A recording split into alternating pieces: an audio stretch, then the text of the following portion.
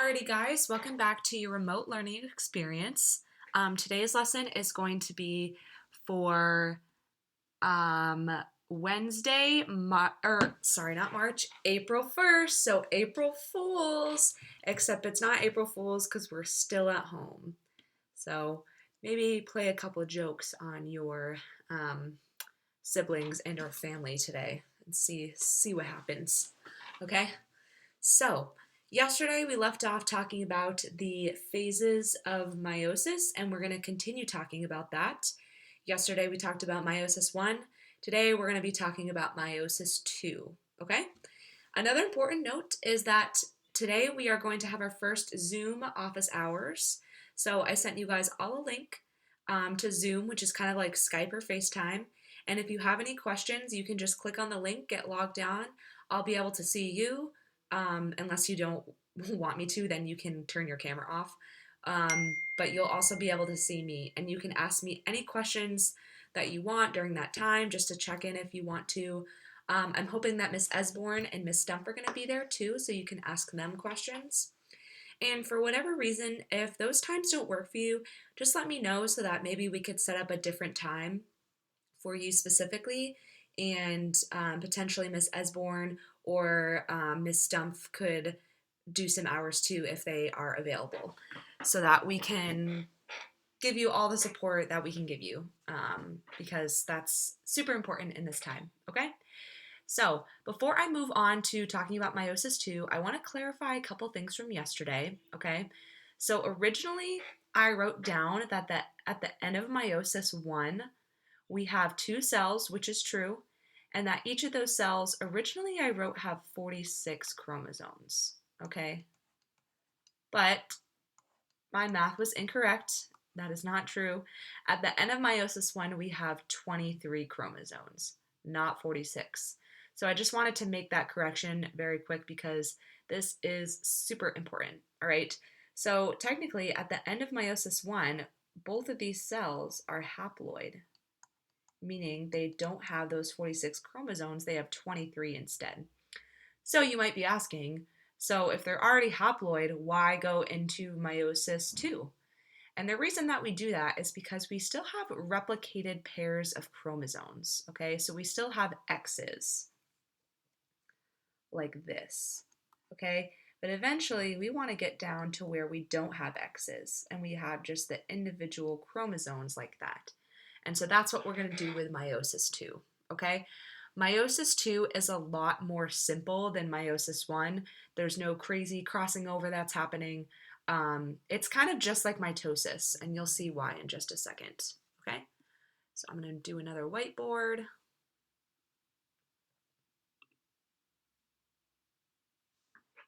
Okay? So these are going to be the phases of meiosis 2, okay? Just the second part of meiosis. And remember, both phases of meiosis both do PMAT, okay? But it is important to note that for meiosis 2, there is no interphase,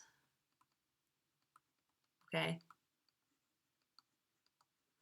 So there's no additional interphase in meiosis 2.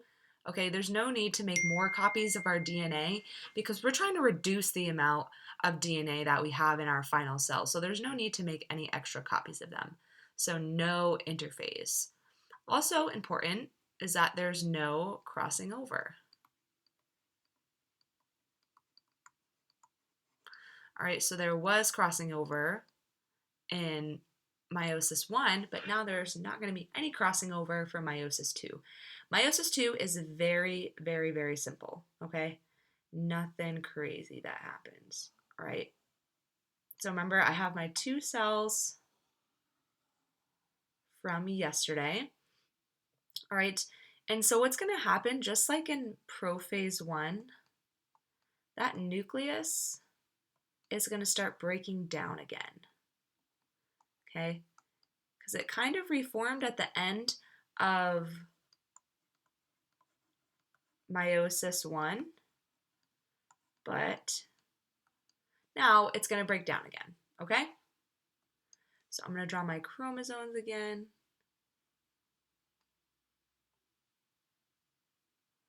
big one and a small one, red and blue. Make sure we have the correct colors. Sorry, my drawing is not the best. You guys know this, you always make fun of me. Oh, crap. Remember, our artist Jordan is not with us right now. He's with us virtually, okay? So that membrane starts to break down again, and then those microtubule ropes that we talked about, they're gonna start growing again, all right? They're gonna get ready to lasso themselves onto those chromosomes and rip them apart again, all right? So that is kind of what happens in prophase 2, all right? It's very similar to prophase in mitosis, okay? Pretty much the same exact thing, except the chromosomes just look a little different, all right? So now I'm gonna move on to metaphase 2, okay? So I'm gonna write that down up top.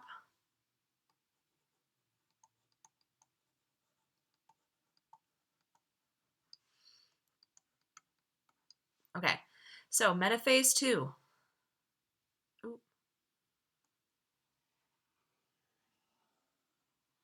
Just like metaphase 1, those chromosomes are going to line up right in the middle of the cell. Just like that. Same with the blue ones.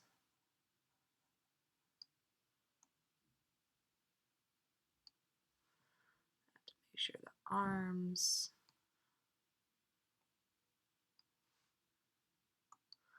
are correct. Okay, so these are going to line up in the very middle of the cell, and then we're also going to have those microtubules, those ropes, they're going to start attaching right to the center of the chromosomes, just like that. Okay, because eventually they're going to rip them apart and pull them to their end of the cell. Like that. They don't necessarily make that noise, but I like to pretend they do. Okay, so microtubules right here. I'm just going to label that really quick.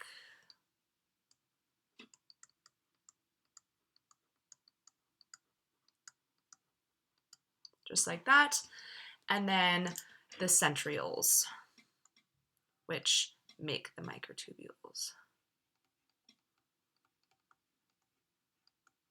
Just like that. That's metaphase 2. Pretty straightforward, pretty simple. So we are going to move on to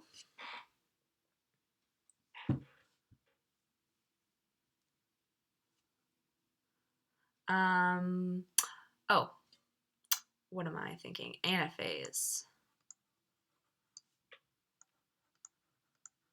2. All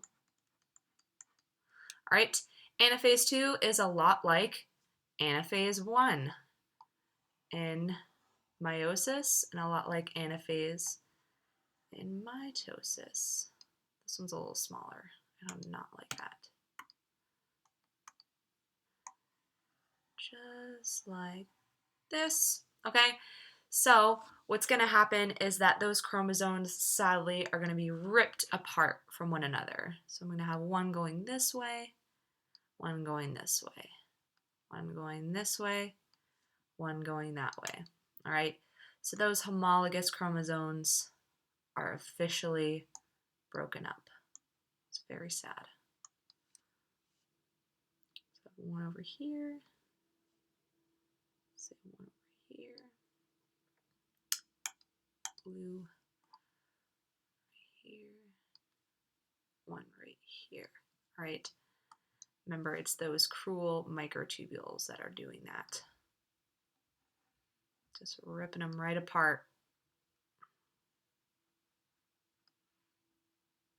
Like that. Same over here.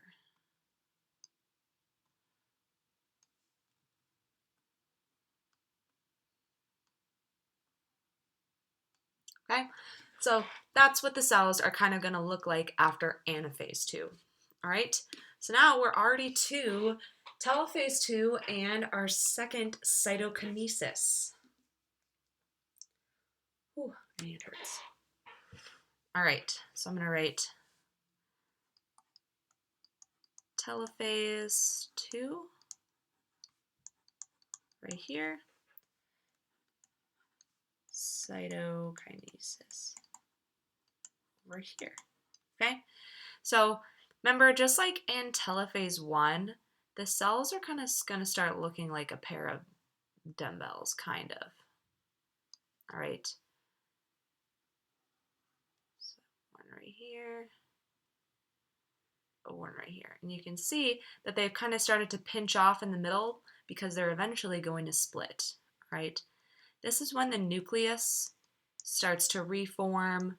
Those microtubule ropes are all but gone by now. They just disappeared, pieced out. They're gone forever. Not forever, but temporarily. Okay, and then I still have my chromosomes like this. So it's going to be 1.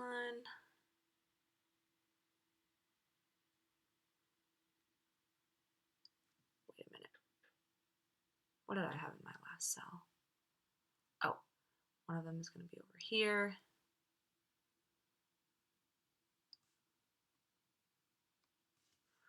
My blue ones down here.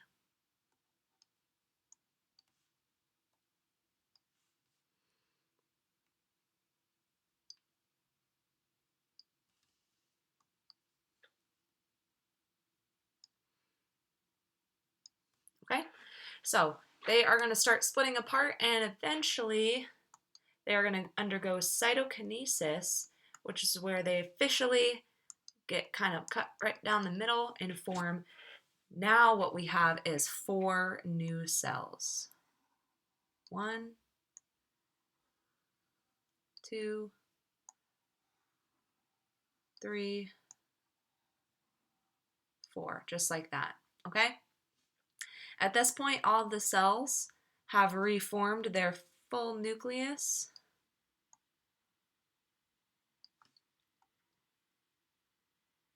Just like that.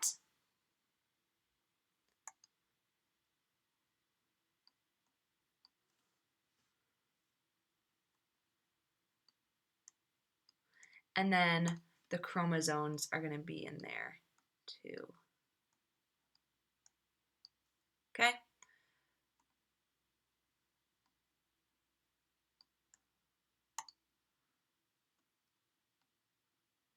Okay, so now each of these cells has those 23 chromosomes still, okay? There are going to be 23 chromosomes in that cell. And that might not make sense because we started with 23 chromosomes at the end of meiosis 1. So you're like, well, that doesn't make sense. How can we still have 23 chromosomes? Okay? And it's because we count the amount of chromosomes based on how many centromeres it has. So the centromere is that very center of the chromosome that keeps these two parts together. So that is a centromere. And that's how we count chromosomes, okay? So this is technically 1 chromosome, but it has 2 chromatids, okay? But then we have another chromosome down here, and it also has a centromere. All right, and this is technically 1 chromosome still, and it is also 1 chromatid. Okay, so even though this technically looks like it has more stuff than this guy right down here, these are still considered 1 chromosome, okay? So we just went from 1 duplicated chromosome at the end of meiosis 1 to 1 non-duplicated chromosome, okay? So we went from having copies to just having lone chromosomes like that. And you might notice that some of these or that all of these are unique from one another, okay? So this cell has a red one with two red chromosomes with some blue in it, and it has a big chromosome and a small chromosome. This one has two red chromosomes, a big one and a small one. This one has two two blue chromosomes that each have a little bit of red in them, and this one just has two blue chromosomes, a big one and a small one, okay? So it's important to note that all of the cells at the end of meiosis are different. And that makes sense why you don't look the same as your sibling unless you're a twin, okay? Is because these are different sex cells, remember? So these could be egg cells or they could be sperm cells, okay? So the DNA that's in this egg or sperm cell is different from the DNA that's in this egg or sperm cell. So whichever one, so say these are sperm cells. I'm going to draw little tails on them. All right. If this sperm fertilizes an egg, it will look different, or the baby will look different from if this sperm were to fertilize an egg. Okay, and that's because their DNA is different, which is why you look similar to your siblings, but not identical to them, unless, like I said, you are a twin. Okay, so that's really important to note for meiosis II is that there's genetic diversity. And that's really important because that allows us to kind of survive in our population. Because if we all had the exact same DNA, then let's say there was a disease, a deadly disease that got into our DNA, then all of the offspring wouldn't be able to survive. But we have this genetic diversity because it allows us to kind of survive. So yeah, meiosis is a very important process for that reason exactly. Okay? So this is actually going to be the end of today's lesson, but please keep this video very close to you because you are going to be creating some models of meiosis starting tomorrow. Remember, office hours today are 1 p.m. to 2 p.m., so get logged on and come chat with me and our other two teachers in our classroom, and I hope that you guys have a fantastic rest of your day.